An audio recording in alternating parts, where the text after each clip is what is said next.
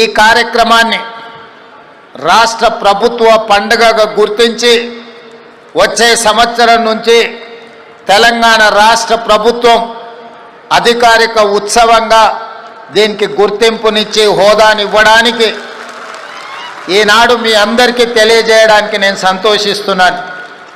ఇదే కాదు, దీన్ని జాతీయ పండుగగా గుర్తించాలి.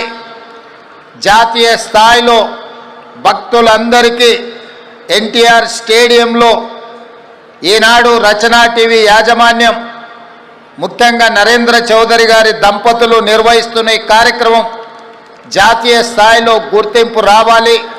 కేంద్ర ప్రభుత్వం కూడా జాతీయ పండుగగా గుర్తింపునివ్వాలి అని తెలంగాణ రాష్ట్ర ప్రభుత్వం తరఫున దేశ ప్రధానమంత్రి నరేంద్ర మోడీ గారికి లేఖ రాయడం జరుగుతుందని చెప్తే భక్తులందరికీ నేను తెలియజేస్తున్నాను.